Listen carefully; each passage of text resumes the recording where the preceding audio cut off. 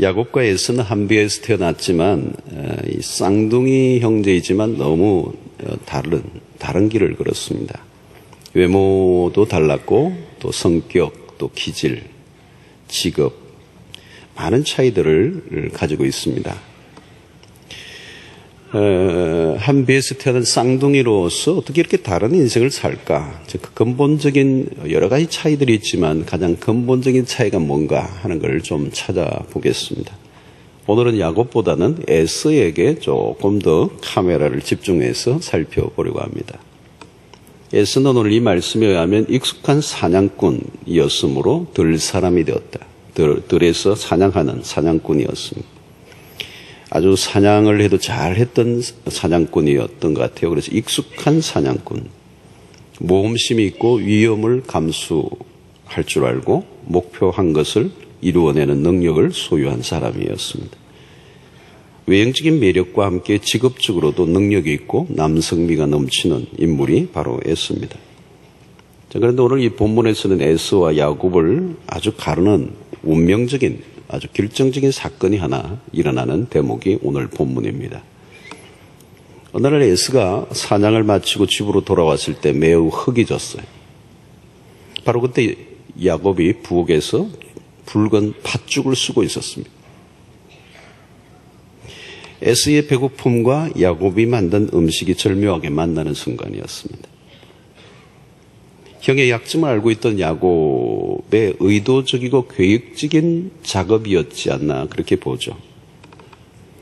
야곱은 팥죽을 쓰면서 온 집안의 팥죽 향기를 진동시키며 아마 제가 상상하기에는 야곱이 부채를 들고 죽을 쓰지 않았나 그렇게 생각이 들어요. 냄새가 온 집안에 풍기도록. 그래서 형의 후각과 그리고 붉은 팥죽 시각을 흔들어 놓았습니다. 에서는 팥죽 향기가 코에 닿자 참을 수 없었어요. 절규하듯이 야곱에게 한 그릇 달라고 부탁합니다. 그런데 야곱은 야박하게도 주지 않고 뜸을 들이면서 형의 마음을 더 간절하게 만들었어요. 침착하게 대응하는 이성적 야곱과 달리 흥분하여 달려드는 에서는 아주 감각적이었습니다. 야곱이 드디어 속셈을 드러내죠. 형의 장자의 명분을 오늘 내게 팔라. 에서의 반응은 아주 빨랐습니다. 내가 죽게 되었는데 그까지 장자의 명분이 무슨 의미가 있겠는가. 에서는 야곱의 치밀한 괴락을 전혀 눈치채지 못합니다. 에서는 장자꾼을 판다는 것이 그의 인생에 얼마나 치명적인 영향을 미칠 것인가에 대해서 전혀 감지하지 못한 것입니다. 오직 한 그릇의 팥죽에 모든 것을 걸고 있습니다. 내가 지금 배고파 죽겠는데 그놈의 장자꾼 너나 가져라. 자, 오늘 이 예술이는 에서에게서 한 세 가지 대목으로 이 에서의 결정적인 문제가 무엇인지를 파악할 필요가 있습니다. 첫째는 이 에서는 철저히 육적인 사람을 대변하는 인물입니다. 장자꾼을 팥죽 한 그릇에 팔았다는 것은 간단한 일이 아닙니다. 여러분, 장자꾼이란 무엇인가 하면 이 대단히 중요한 이 영적인 제사장으로서의 역할을 하는, 하나님께 제단을 쌓고 제사를 드리는 권한을 가지고 있을 뿐만 아니라 영적인 유산을 포함하고 있어요. 그리고 자손에 대해서 축복을 할 수 있는 권한을 가졌습니다. 무엇보다도 그 속에는 먼 미래의 메시아의 혈통을 잇는 계보의 의미가 들어있어요. 마태복음 1장에 보면 예수님의 족보에 아브라함이 이삭을 낳고 이삭은 야곱을 낳고 그랬어요. 에서는 인간적으로 보면 순수하고 화끈하고 인간적 매력을 가진 사람이었습니다.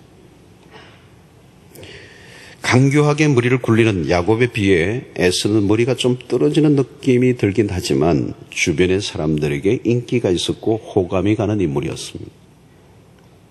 그런데 야곱의 인간성이 어떤 것입니까? 그는 야비하고 강교하고 치사한 사람이었습니다. 자신의 목적을 이루기 위해 형제의 약점을 이용한 것이죠. 그런데 문제는 성경은 두 사람의 인간성에 초점을 맞추고 있지 않다는 사실입니다. 성경이 관심을 가지는 것은 인간적 능력이나 성품 혹은 인간성이 아니라 영적인 태도입니다.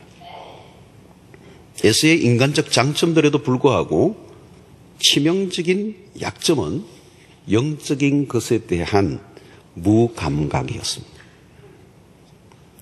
그에게는 하나님에 대한 관심을 전혀 찾아볼 수가 없어요. 그의 안중에는 하나님이란 존재가 없습니다. 사실 이것은 이상한 일입니다. 그가 하나님에 대해서 듣지 못한 사람이었을까요? 그럴 수가 없어요. 왜냐하면 그의 할아버지는 그 유명한 믿음의 조상이라고 불리우는 아브라함입니다. 그의 아버지 이삭도 아버지의 신앙의 영향 아래 자라난 족장 이삭이죠. 그러니까 충분히 신앙적 배경 속에 살아왔던 것으로 보여집니다. 그러나 오늘 에스의 행동에서는 하나님을 의식하고 있다는 단서를 찾아볼 수가 없어요. 그는 철저히 육의 사람이었다는 거죠. 에스는 음식에 대한 본능적인 후각이 발달했다면 야곱은 다른 감각이 하나 더 있었습니다. 야곱은 하나님의 축복에 대해서 관심이 많았습니다. 분명히 방법은 틀렸어요. 그런데 축복을 받아야 한다는 것에 대해서는 적극적이었습니다. 장자권에 대한 그의 관심은 사실은 하나님과 연결되어져 있는 것이죠. 그 장자권을 통한 하나님의 축복이 예언되어져 있기 때문에 그런 하나님과 관련된 이 장자권에 야곱은 깊은 관심을 가지고 있었어요. 야곱이 에스와 다른 삶을 살게 만든 유일한 구별점은 뭐냐? 영적인 직감력이라는 거죠. 어떤 분은 기도의 응답 유무와 상관없이 졸면서도 기도의 자리를 빠지지 않고 꼬박꼬박 앉아있는 사람들이 계세요. 무엇인가 눈치를 챈 사람들. 기도를 잘하느냐 혹은 얼마나 깊은 기도를 하고 있느냐 그건 그 다음의 문제. 하나님을 찾고 있다는 것 자체가 축복인 것이죠.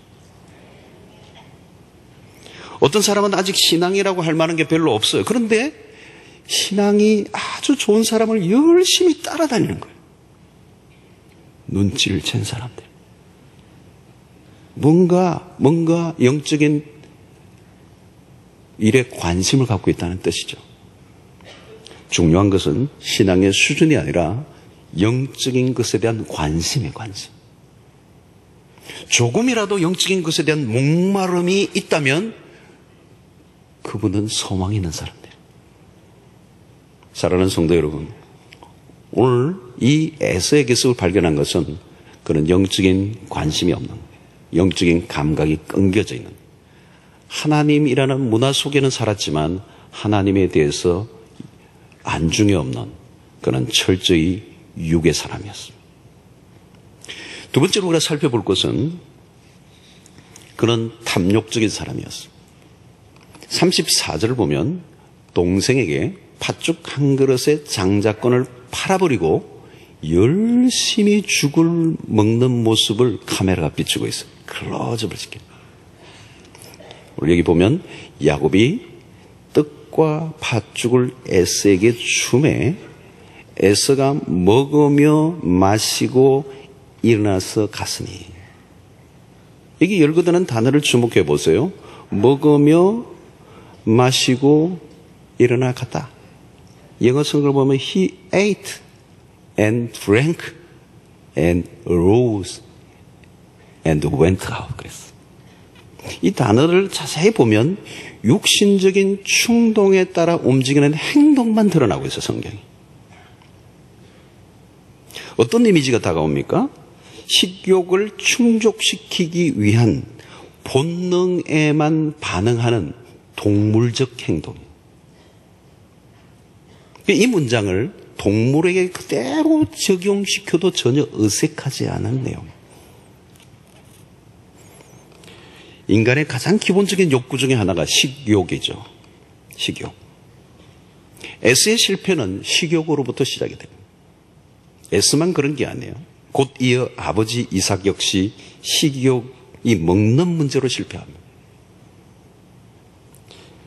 그가 좋아하는 별미 때문에 영적인 분별력이 허약해져서 이 제대로 축복권을 행사하지 못한다.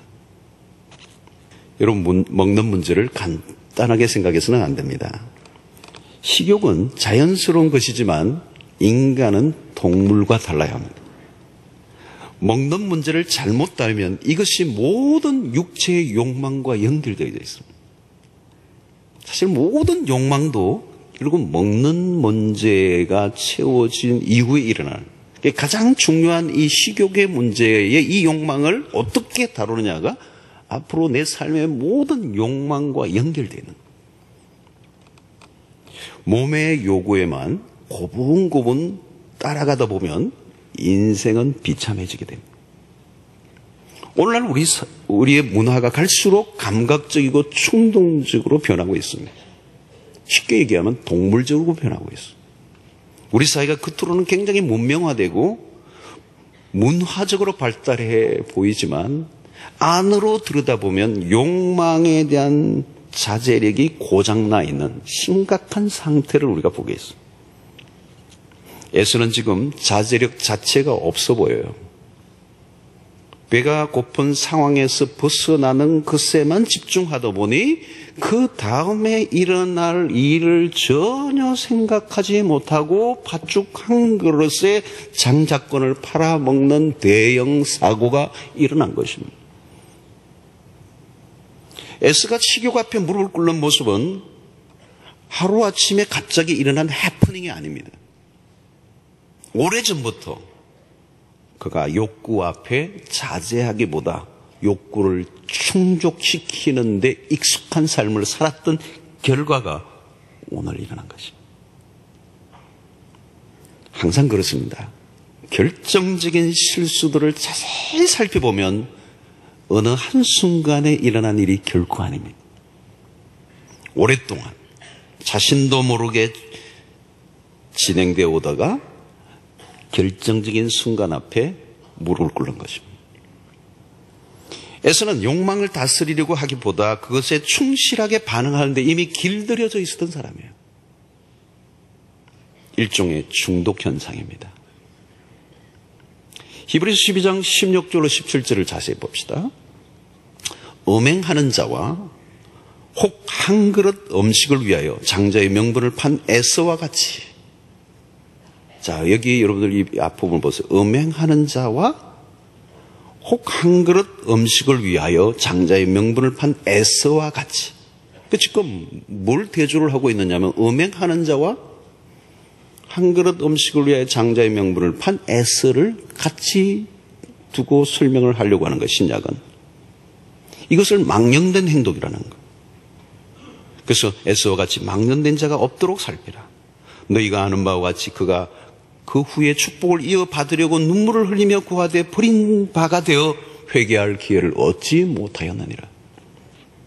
자, 히브리서 기자가 한 그릇의 음식을 위해 장자의 명분을 판 에서의 망령된 행동과 무엇을 같이 언급하고 있느냐? 음행하는 자는. 왜 여기에 음행이 나오느냐?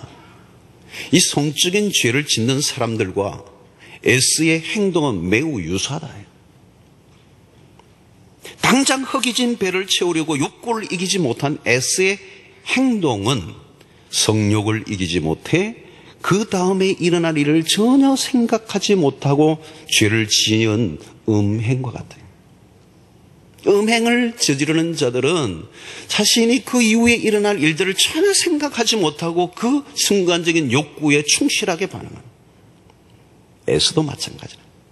당장 일어날 그 장자를 파는 그 사건이 얼마나 치명적인지도 모르고 자기 이익이 있는 순간적인 배고픔, 이 굶주림을 채우기 위해서 행동해버리고 마는 이 행동.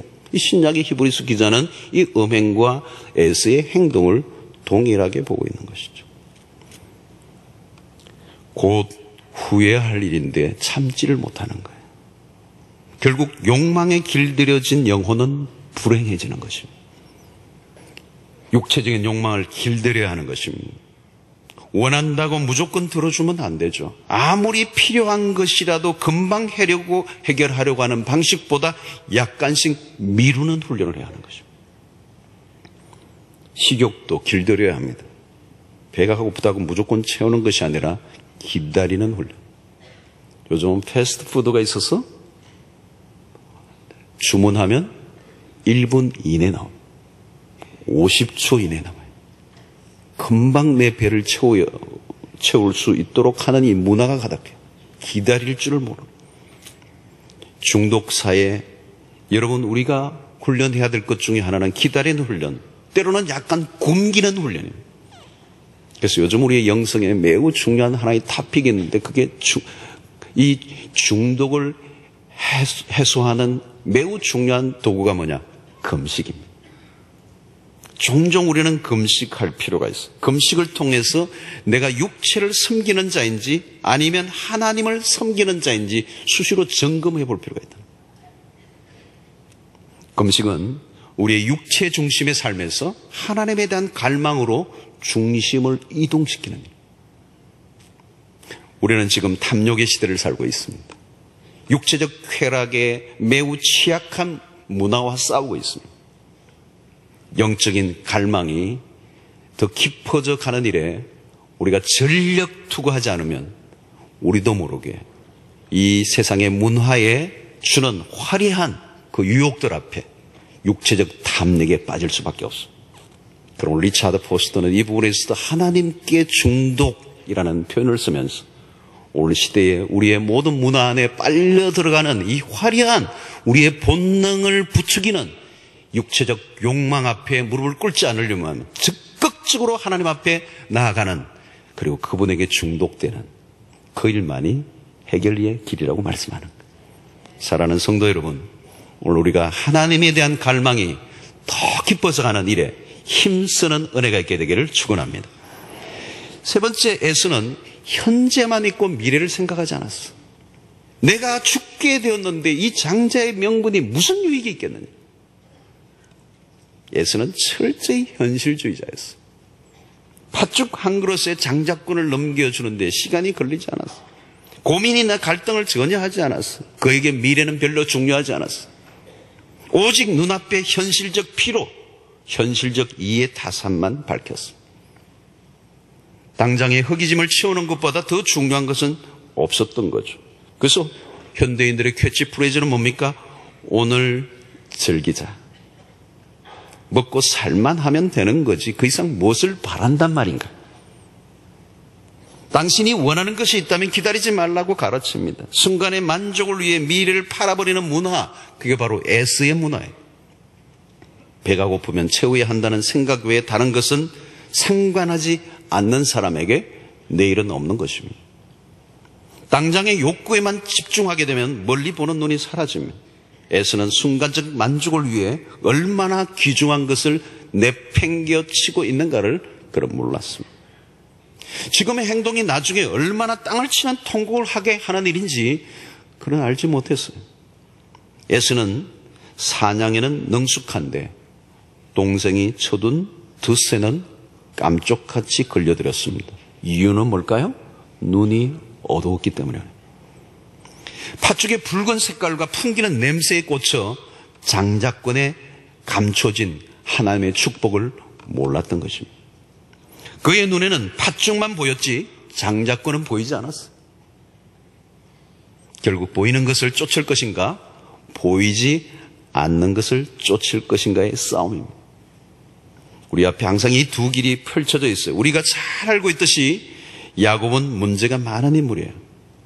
형의 배고픔을 참지 못하는 약점을 위해 이용해 먹는 이 인간성은 비열하고 교활합니다. 그럼에도 불구하고 야곱이 가진 촉각은 현재보다 미래에 더 예민해 있었습니다. 야곱 인생의 비밀이 여기에 숨어 있습니다. 눈에 띄는 대목은 에서가 휴지같이 버린 것을 야곱은 생명처럼 붙들었어요. 여기에서부터 야곱과 에서는 전혀 다른 길을 걸어가는 거예요. 에서는 바로 앞만 보았습니다. 그는 바로 앞에 뛰어가는 사냥감을 쫓았고 당장 흑이진 배를 해결하는 것에만 충실했어요. 그러나 야곱은 멀리 보았습니다. 야곱이 가진 수많은 약점과 비인간성에도 불구하고 그가 가진 한 가지 장점은 미래를 보는 눈을 가지고 있었다. 오늘 야곱은 장자권에 집중하는 이유는 그 장자권에 숨겨진 하나님의 비밀을 알고 있었기 때문에. 믿음의 삶은 현실의 삶에서 모든 승부를 걸지 않습니다. 현실만을 추구하면 믿음의 삶을 살 수가 없어요. 믿음의 길을 선택하면 현실적으로는 불안정한 삶을 살 수 있습니다. 믿음의 삶은 현실 속에서는 모든 해답이 나오지 않습니다. 믿음의 길은 지금 당장이 아니라 영원을 향해 걸어가고 있기 때문에 그렇습니다. 믿음은 곧 분별력이죠. 지금 당장 눈앞에 펼쳐진 현실의 이익인가 아니면 영원을 선택할 것인가. 여러분, 아브라함이 걸어갔던 길과 그 조카 롯이 걸어간 길은 전혀 다른 길이었습니다. 아브라함은 말씀을 따라갔어요. 롯은 눈앞의 현실의 이익을 따라갔어요. 그들의 인생은 전혀 달랐어요. 사랑하는 성도 여러분, 분별력을 가진 삶을 살려고 하면 멀리 보아야 하는 것입니다. 멀리 보는 눈을 가지지 못하면 현실에서 멀미를 하게 되는 것입니다. 멀리 보지 못하면 답이 안 나와요. 멀리 보지 못하기 때문에 현실에 타협하고 무너지는 것입니다. 현실이 아무리 어렵더라도 우리가 그곳에서 조금씩 빠져나오는 노력을 하지 않으면 안 되는 것입니다. 종종 우리는 거리를 두고 멀리 보는 눈을 가져야 합니다. 영적으로 눈을 뜨지 않으면 우리도 모르게 현실에 자꾸 빠져들어가는 것입니다. 영혼을 늘 붙들고 산다는 것은 매우 어려운 것입니다. 팥죽 한 그릇이 그렇게 크게 보이고 장자권은 아무것도 아닌 것 같은 착각은 오늘 우리에게도 찾아올 수 있습니다. 정신을 차려야 되죠. 우리도 아차하면 속물이 될 수 있습니다. 우리의 눈을 현혹시키는 것들로 가득 찬 세상에서 믿음으로 산다는 거 결코 쉬운 것이 아니에요. 영적인 눈이 열려야 되는 것입니다. 오늘 이 시간 우리의 눈을 주님이 열어주시기를 원합니다. 가치 있는 것, 영원한 것, 결코 빼앗겨서는 안 될 것을 바라보는 영적인 눈이 열려야 되는 거죠. 그래서 우리의 기도 중에 주여 내 눈을 열어 주의 기이한 것을 보게 하소서. 이 시편의 기자의 기도가 우리의 기도가 되어야 돼요. 우리의 눈을 열어주십시오. 그래서 영혼과 현실을 잘 분별하게 하여 주십시오. 육적인 것과 영적인 것을 분별할 수 있게 해 주십시오. 그래서 여러분 히브리서 기자는 히브리서 11장 1절에 뭐라고 하면 믿음은 바라는 것들의 실상이요 보지 못하는 것들의 증거니. 믿음은 바라는 것들의 실상. 아직 이루어지지 않았지만 바라는 그 실상. 나타날 미래에 그 보이지 않는 것들을 마치 보는 것처럼 살았던 사람들이죠. 당장, 빨리, 지금 눈앞에 있는 것에 반응하라는 이 충동적 세상에서 우리는 본능을 다스려야 하는 것입니다. 여러분, 믿음의 길을 걸어가려고 하면 본능에 반응하기보다 영원한 것을 위하여 오늘의 만족을 보류하는 훈련을 해야 되는 것입니다. 육과 영의 길이 다른 것입니다. 영의 길과 육의 길이 달라요. 영의 사람은 육을 영으로 다스려야 하는 것입니다. 순간의 만족이 아니라 영원한 기쁨을 쫓으며 믿음의 길을 걸어가기로 결단하고 살아가시는 여러분들이 되시기를 주의 이름으로 축원합니다.